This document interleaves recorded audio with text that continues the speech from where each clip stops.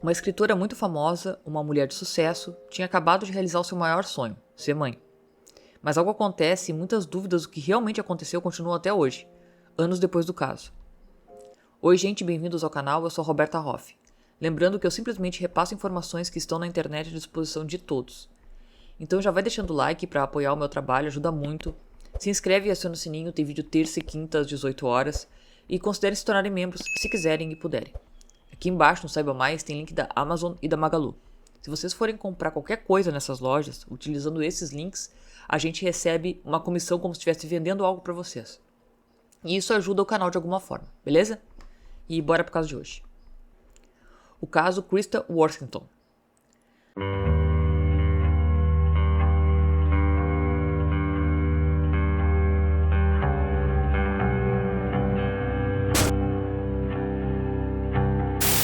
Krista Halsey Worthington nasceu no dia 23 de dezembro de 1956 no condado de Norfolk, Massachusetts, Estados Unidos.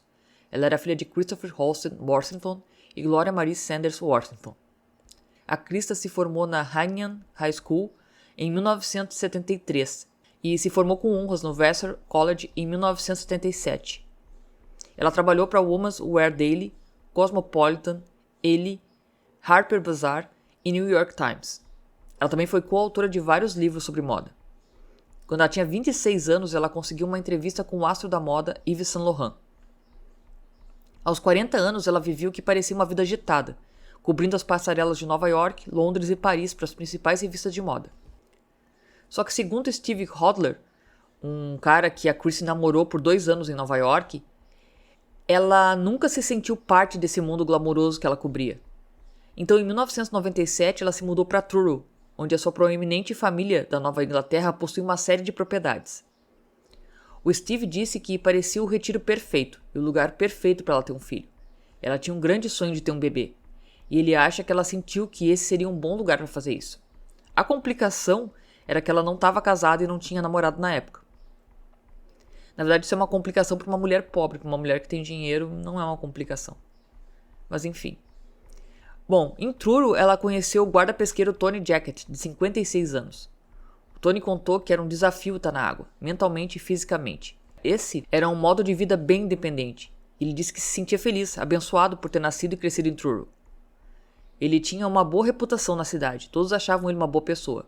O Tony era um cara ótimo, sociável, inteligente, um sujeito realmente agradável que gostava das mulheres. Bom, depois de conhecer o Tony, os dois ficaram atraídos um pelo outro. No fim, eles se encontraram outras vezes e acabaram se conhecendo melhor. Por cerca de 1 ano intermitentemente, eles tiveram um caso. E para a bela escritora que queria desesperadamente um filho, e para o pescador local que já tinha 6, uma coisa levou a outra. Sim, a Christie ficou grávida. O Tony disse que a gravidez da Christie foi uma surpresa real. Foi uma surpresa que ele não tinha compartilhado com a esposa que estava com ele há 26 anos. Ele não falou nada mesmo quando a Krista deu à luz a filha deles, a Ava, em maio de 1999. Os amigos insistiram que a Krista foi informada de que ela não poderia ter um filho, mas o Tony sempre sentiu que ela meio que armou para ele.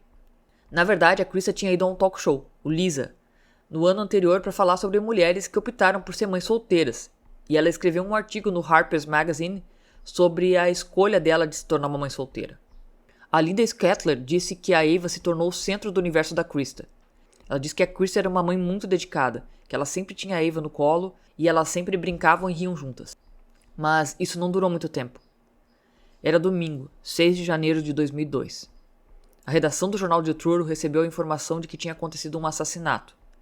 Foi o primeiro homicídio em Truro em 30 anos e fez o Eric Williams trabalhar a todo vapor, encontrando fontes e trabalhando nos telefones.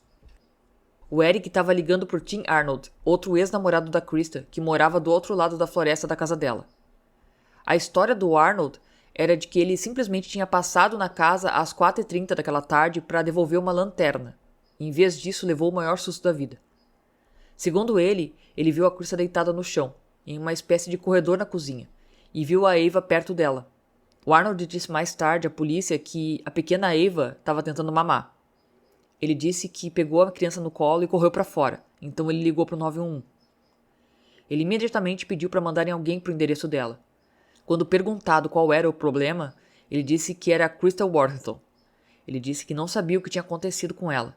Ele achava que ela tinha caído ou algo assim, mas tinha certeza que ela estava morta. Mais tarde ele disse que parecia que ela tinha brigado com alguém, porque ela estava machucada e as coisas em volta dela estavam fora do lugar.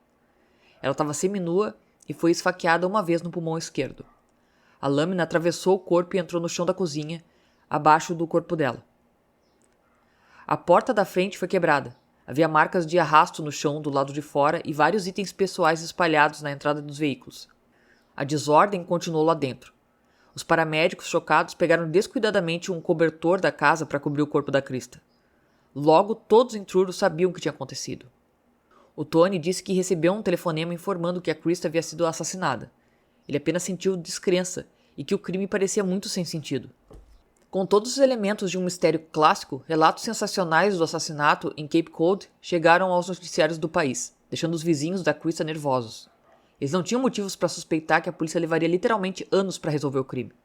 Não que eles não tivessem muitos suspeitos. O repórter disse que o caso virou uma espécie de jogo de salão horrível em salas de estar. As pessoas ficavam sentadas e repassavam tudo de novo, tentando descobrir se poderia ter sido o Arnold ou se poderia ter sido o Tony. Na primavera de 2005, os moradores da cidade estavam começando a pensar que a polícia nunca descobriria quem matou a Kristen Warthel. O assassinato brutal da Kristen em janeiro de 2002 deixou a Ava, de 2 anos, sem mãe, e deixou os moradores de Truro nervosos. Nervosos e perguntando silenciosamente se o assassino poderia ser um deles. Quem mais iria até o fim do mundo em janeiro para cometer um crime daqueles? Tinha que ser alguém do lugar, porque ninguém ia para lá em janeiro. A melhor pista possível para a identidade do assassino foi o DNA encontrado no corpo da Krista. O Michael O'Keefe disse que era o DNA de um homem desconhecido, que era consistente com alguém que teve relações sexuais, e era esse DNA que eles estavam buscando combinar. Segundo ele, os investigadores primeiro se concentraram no círculo imediato a ela, especialmente em namorados anteriores. Enquanto esperavam o laboratório criminal encontrar uma correspondência de DNA, primeiro apareceu o vizinho e ex-namorado, Tim Arnold. Ele não só encontrou o corpo, mas o sêmen dele apareceu no cobertor jogado sobre a Krista. Mas então, novamente, eles viveram um tempo juntos na casa, então isso não seria normal ter sêmen dele no cobertor. O Tim era um dos poucos homens com menos de 70 anos ou mais que ficava em Truro o ano todo. Ela teve um relacionamento com o Tim, mas ela não pensava nesse relacionamento como algo duradouro, de longo prazo, que eles iam se casar ou algo assim. Pelo que o amigo da Krista, o Steve Hodler, disse, o Tim parecia estar mais envolvido no relacionamento do que ela. O Tim negou enfaticamente à polícia que tivesse algo a ver com o crime, mas ele se recusou a discutir o caso da Krista. Hoje em dia, o Tim Arnold luta contra problemas de saúde, afetando principalmente a visão dele. Ele diz que as memórias do que aconteceu em 2002 nunca ficam longe dos pensamentos dele. E, às vezes, ele escreve sobre a Krista. Ele contou que a Krista que ele conhecia era uma pessoa contraditória. Ela era às vezes brilhante, talentosa e ambiciosa, mas também uma pessoa caseira que não queria nada mais do que passar um tempo com a filha. Embora o Tim pudesse estar no topo da lista de suspeitos no início, o pai da Ava, o Tony Jackett, não estava muito atrás. De acordo com os amigos da Krista, o Tony tinha pouco tempo para o bebê no começo, e eventualmente a Krista exigiu que ele pelo menos pagasse pensão alimentícia. Ela também exigiu que ele contasse à esposa, a Susan. A Susan Jackett disse que não tinha a mínima ideia de que o marido era o pai da Ava. Quando ele foi contar para ela, ele falou para ela que estava em apuros, que era algo muito pior do que a Receita Federal ou que a polícia. A mulher não entendeu, mas ele estava desconfortável. Foi quando ele disse para a mulher que teve um caso e que existia uma criança. Ela disse que a princípio não acreditou. Então, por choque total do Tony, ela perdoou ele. Ela disse que já fazia muitos anos e ele era um homem legal. Ela disse que as pessoas cometem erros e que ele era apenas um humano. Ela contou que não queria essa raiva nela, só queria fazer tudo funcionar. E na época dos assassinatos, os Jackets alegaram que estava mais ou menos funcionando. Os três tinham uma espécie de relacionamento, e a Ava estava no centro. O Tony, eles disseram, não tinha motivo para matar a Krista. A Susan contou que eles convidaram a Krista para um jantar e foi um pouco desconfortável na primeira vez. Mas segundo ela, quanto mais ela conhecia a Krista, mais ela gostava dela. Ela disse que achava que ela era uma pessoa legal. E a bebê, a Ava, era muito encantadora. A Susan disse que o Tony estava em casa com ela quando a Krista foi morta. O Tony fez um teste de um detector de mentiras e disse que claramente passou. Mas a polícia se recusou a descartar qualquer possibilidade. e a lista de suspeitos estava se expandindo para proporções do tamanho de Agatha Christie, às vezes incluindo até então o genro do Tony Jacket, o Keita Amato, que havia tomado 1 ou 2 banhos ao ar livre na casa da Krista perto da praia. Até mesmo o pai idoso da Krista foi atraído para a investigação por meio da namorada dele de 29 anos, uma ex-viciada em heroína com quem a Krista achava que ele estava gastando muito dinheiro. Enquanto isso, o laboratório criminal do estado estava cheio de trabalho. Meses se passaram sem nenhuma palavra sobre o DNA tirado do corpo da Krista. A polícia foi ao FBI para um perfil do assassino, mas ninguém parecia se encaixar. Então, finalmente, um ano após o assassinato, o laboratório criminal finalmente produziu resultados. Os resultados foram decepcionantes para a polícia, porque o DNA que estava na Krista não batia com o Tim Arnold ou o Tony Jacket, ou qualquer outro suspeito que a polícia tivesse. A polícia ampliou o círculo. O círculo ampliado trouxe o DNA de reparadores, lixeiros e entregadores. Com a pressão aumentando, o promotor Michael O'Keefe tomou uma atitude sem precedentes, pedindo o DNA de cada homem em Truro. O argumento do promotor era que alguém tinha matado a Krista. Então, se eles coletassem a amostra de todos, eles descobririam quem era o assassino. É bem lógico, só que deve ser caro pra caramba, né? Eles ainda estavam coletando o DNA de pessoas, dezenas de pessoas. Mas o repórter Eric Williams tem uma opinião sobre essa jogada. Ele achava que a polícia estava atirando dardos em um elefante, que eles não tinham chance. Nos 3 anos em que a polícia procurou o assassino da Krista Warrington, uma paz desconfortável se instalou em Cape Cod, enquanto a investigação se arrastava. Somente a coleta aleatória de DNA recebeu muita atenção pública, mas era um tipo de uma agulha no palheiro. Enquanto isso, livros inteiros estavam sendo escritos sobre esse assassinato não resolvido. Os investigadores, sob intensa pressão, ainda não descartavam ninguém, incluindo Tony Jacket, o pai da Eva.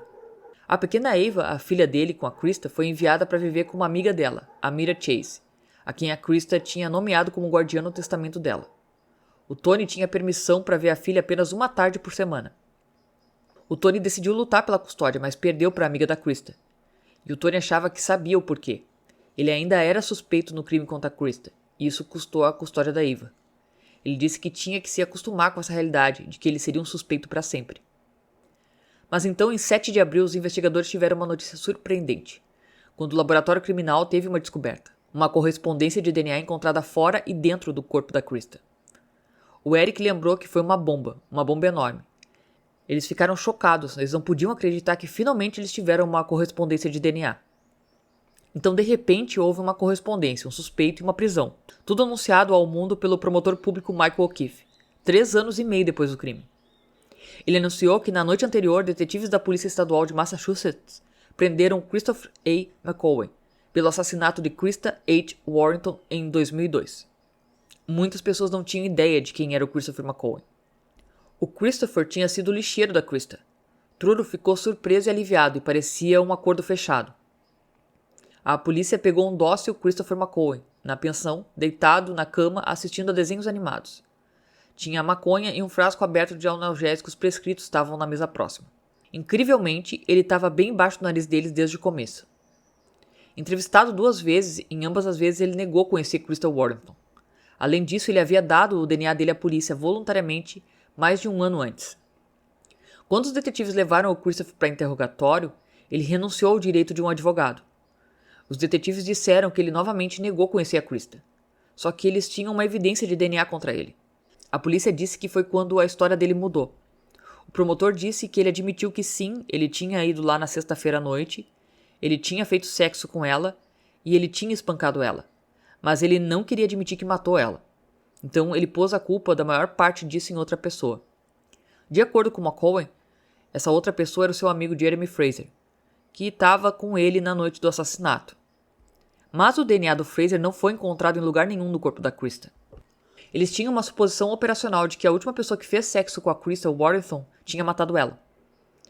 Então a entrevista do Christopher no quartel da polícia durou cerca de 6 horas e, por alguma razão, ele se recusou a gravar ela. Então, o único registro dessa entrevista crucial é um relatório de cerca de 20 páginas que os detetives escreveram, a partir de suas anotações, cerca de 1 semana depois. Aqui já começam os problemas com esse interrogatório.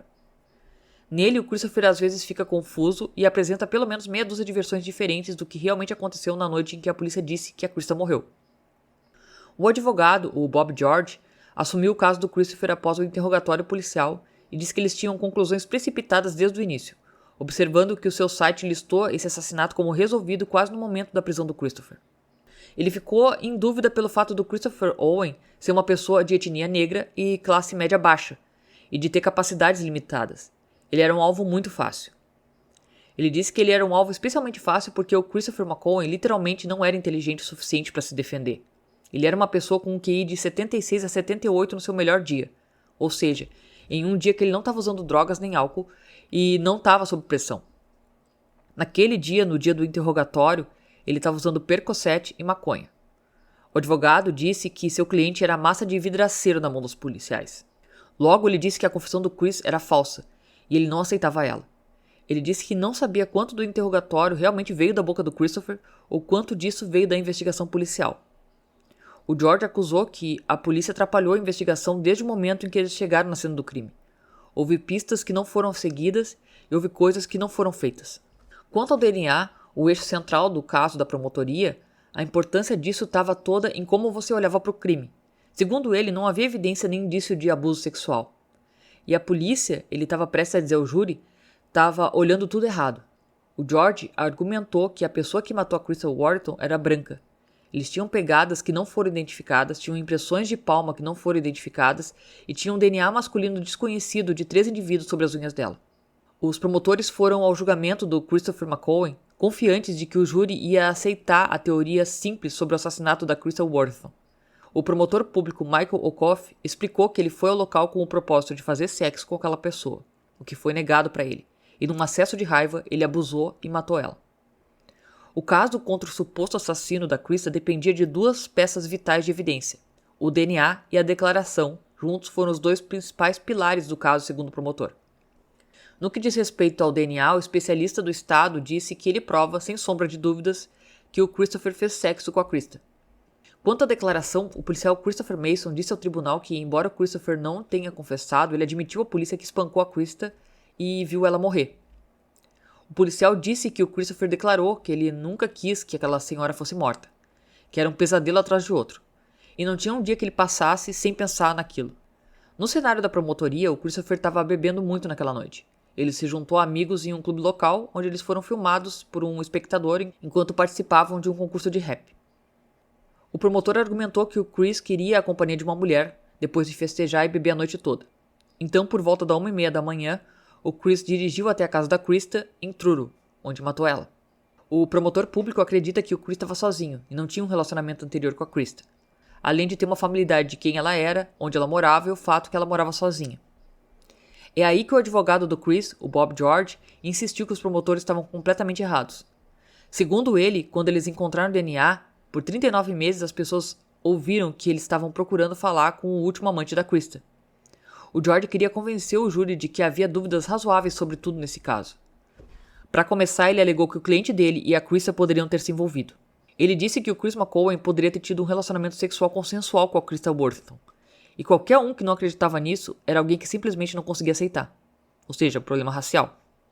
E essa era a explicação da defesa para as evidências de DNA condenatórias, que a Crystal Worthington fez sexo voluntariamente com o Christopher, provavelmente naquela quinta-feira, dia em que ele deveria recolher o lixo, e que mais tarde outra pessoa apareceu e matou ela.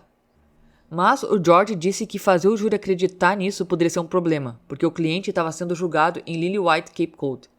Ele disse que se eles tivessem o mesmo corpo de evidências e Johnny Whitebread estivesse em casa nas férias da faculdade e fosse de uma família rica em Cape e ele não fosse negro, com o mesmo corpo de evidências ele não seria acusado. Mas a quilômetros de distância em Nova York, o ex-namorado da Crystal Worthington, Steve Hodler, disse que a raça não tinha nada a ver com as dúvidas deles. Ele disse que queria ouvir sobre o relacionamento consensual. Há quanto tempo isso estava acontecendo? Ele viu a Krista 2 semanas antes dela ser assassinada, mais ou menos. Não estava acontecendo nada naquela época porque ele teria ouvido falar sobre isso. Essa teria sido a principal história. O topo das histórias da Krista teria sido que ela estava tendo um caso com o lixeiro local. Bom, de volta ao tribunal, a defesa também precisava lidar com seu outro grande problema, aquela declaração. O George argumentou que então a polícia intimou ele, em um interrogatório de 6 horas, assim como fizeram com outros suspeitos, como o Tim Arnold. Outro suspeito, Kate Amato, descreveu uma experiência semelhante. Ele contou que o policial Moll bateu na mesa e disse que aquela era uma investigação de assassinato, e se assim eles quisessem, eles iam virar a vida dele do avesso. Segundo George, eles fizeram com eles exatamente a mesma coisa que eles fizeram com Christopher, exceto que eles eram inteligentes o suficiente e tinham os meios e a experiência para saber quando dizer para parar, para dizer que queriam um advogado. A testemunha do George, o psicólogo forense Eric Brown, afirmou que, com um QI de cerca de 76, Christopher McCoy simplesmente não conseguia entender as perguntas da polícia. Mas a promotoria disse que isso era bobagem. O Christopher parecia ser inteligente o suficiente quando Brown deu um teste de inteligência ligando relatividade com Einstein e rotulando Gandhi como um líder espiritual da Índia. E ele foi inteligente o suficiente, argumentou o Estado, para inventar uma história culpando outra pessoa, o seu amigo Jeremy Fraser, que pareceu desconfortável no momento em que depôs. No depoimento, Fraser insistiu que não dirigiu até a casa da Krista com McCoy e que não teve nada a ver com a morte dela. Mas o Bob George queria que o júri acreditasse que o Fraser poderia ter feito isso. Fraser disse aos jurados que ele tomou algumas cervejas na festa. Certamente o Fraser e o McCoy estavam juntos naquela noite. O concurso de rap gravado em vídeo mostra o Fraser ouvindo música com o Christopher por perto. Mas o Fraser formou um álibi. Mais tarde ele foi visto em outra festa e depois dormiu em casa com um amigo. E o DNA dele não apareceu em lugar nenhum na cena do crime. O promotor acreditava que ele era um bode expiatório conveniente para o réu culpar, dizendo que Fraser não teve nada a ver com o assassinato. O Bob George também argumenta que a polícia atrapalhou toda a investigação. Tinha fibra, cabelo e DNA que nunca chegaram ao laboratório, e uma cena de crime contaminada por paramédicos descuidados. Nesse caso, os paramédicos foram meio bagunceiros mesmo. E eu acho que isso é muito por conta da cidade ser muito pacífica, e não acontecia homicídios na cidade. Então eles estavam, fazendo o trabalho deles despreocupados. O Christopher McCoy nunca testemunhou, apostando que o advogado dele tinha criado dúvidas suficientes para libertar ele. O George, o advogado de defesa, acreditava que era um caso com dúvida razoável. O caso tinha muitas lacunas, segundo ele. Durante os argumentos finais, ele disse que tudo foi baseado em uma suposição falsa, de que uma herdeira rica, educada em Vassar, de 46 anos, viajante pelo mundo, não poderia ter relações sexuais consensuais com um homem negro, sem educação, problemático e lixeiro. Enquanto o júri no julgamento do assassinato da Crystal Worthington deliberava, o caso ainda estava sendo julgado no Tribunal da Opinião Pública. E todos na cidade tinham uma opinião, mas elas meio que estavam divididas. Os dias se passaram e o relógio avançou sem um veredito. O advogado do Christopher, o Bob George, estava adotando uma visão otimista, insistindo que o tempo e as evidências estavam do lado deles. Se não se podia confiar no que se encontra na cena do crime porque a cena foi corrompida, se não se pode confiar na declaração porque ela não é confiável, e se o DNA não significava nada porque o réu poderia ter se envolvido em um relacionamento consensual com a vítima, então o que aconteceu? Durante 5 dias agonizantes, o júri, incluindo 2 afro-americanos, debateu exatamente essa questão. Então no 6º dia houve um choque, quando o juiz anunciou que estava tirando um jurado do painel. Uma mulher branca cujo namorado foi preso em um crime não relacionado. Em uma ligação telefônica com ele, ela foi gravada criticando a polícia e tinha preocupações sobre preconceito. 2 dias após a posse de um novo jurado, o impasse foi desfeito e o júri deu o veredito. Christopher McCoy foi considerado culpado de homicídio de 1º grau. O advogado do McCoy, o Bob George, disse que ele ficou devastado pelo veredito. Qualquer um podia ver que ele ficou terrivelmente magoado com o que aconteceu. Horas depois, antes de ser sentenciado, ele se dirigiu ao tribunal pela primeira vez. Ele disse: "Esse caso aqui é um caso muito horrendo. Sinto muito pela família da vítima, a sua filha e ela mesma. Eu nunca quis que isso acontecesse", disse Christopher McCoy. Mas ele ainda afirma que não teve nada a ver com a morte da Krista Worthington. Ele continuou afirmando que era um homem inocente. Mas o tribunal não o aceitou e condenou o Christopher à prisão perpétua, sem possibilidade de liberdade condicional. O advogado de defesa contou que o que moveu ele nesse caso foi a crença dele na inocência do cliente. Ele disse que acreditou que ele era inocente e ainda acreditava nisso, e ia acreditar nisso até a morte dele. Mesmo depois do veredito, Bob George se recusou a desistir. Ele estava um pouco desconfiado sobre o que realmente aconteceu para remover aquela jurada. Eles tinham um jurado recebendo ligações do celular de alguém que estava encarcerado em um júri deliberativo em impasse, em um grande caso de assassinato. Ele disse que não precisava ser um gênio da investigação para descobrir que alguma coisa estranha estava acontecendo. Ele contou que ia descobrir o que aconteceu. O Eric Williams, que cobriu o caso desde o primeiro dia, disse que embora substituir o jurado tenha confundido as coisas, no final ele estava confiante na decisão do júri. Parecia que tinham evidências suficientes para fazer eles concordarem unanimamente. E para a maioria dos moradores de Cape Cod, isso foi ok. O Tony Jackett, o pai da Ava, disse que esse caso mudou a vida dele dramaticamente. Ele comparou a estar em um túnel escuro e se perguntava se veria a luz novamente. Agora finalmente inocentado como suspeito do assassinato da Krista, o Tony estava aliviado com o veredito, embora surpreendentemente ele não tenha certeza se o júri acertou. Ele contou que sentiu que haviam algumas dúvidas razoáveis em todos os lugares. Tim Arnold estava feliz que finalmente acabou, mas até hoje ele é assombrado pelo que aconteceu. A Ava ainda mora com os responsáveis legais, e ao que tudo indica ela está bem. A Ava nunca se lembrará daqueles momentos felizes, mas os amigos da Krista estão determinados a fazer com que um dia ela saiba o quanto a mãe amava ela. Bom, logo após a condenação, o veredito foi questionado quando vários jurados fizeram alegações de preconceito racial durante as deliberações. Isso levou o juiz de primeira instância a tomar uma medida incomum e chamar todos os 12 jurados de volta ao tribunal para serem interrogados. O depoimento deles revelou que havia tensão racial na sala do júri, e o advogado do Christopher achou que era um motivo suficiente para um novo julgamento. Ele disse na época que bastava estabelecer que as declarações foram feitas, as declarações tendenciosas foram feitas. Agora cabia ao juiz decidir se haveria um novo julgamento. Mas o juiz decidiu contra o Christopher, mantendo a condenação. Em 2010, o Tribunal Judicial Supremo do Estado concordou. O Christopher, desde o momento em que foi sentenciado, se recusou a desistir de lutar. Tanto que ele disse ao tribunal na sentença dele que a única coisa que ele sabia é que ele era inocente. Agora ele teve uma nova equipe jurídica e eles entraram com uma nova moção para um novo julgamento. Mas para aqueles mais próximos de Krista Worthington, a vida seguiu em frente. Tony Jackett mantém um relacionamento caloroso com a filha Ava, que continua a prosperar. A Ava se formou na faculdade em 2022. Ela mantém contato com o Tony, agora capitão do porto de Truro. A defesa do Christopher McCoy continua a explorar opções legais. Ele entrou com 4 moções para um novo julgamento desde a condenação, mas todas foram negadas. Bom, gente, esse foi o caso de hoje. Obrigada por terem visto o vídeo até aqui. Caso não seja inscrito, se inscreve, aciona o sininho para receber as notificações de vídeos novos. Deixa um like no vídeo, não custa nada, ajuda muito. Compartilha se conhece alguém que gosta desse tipo de conteúdo. E lembre-se, se cuidem, fiquem bem e beijos.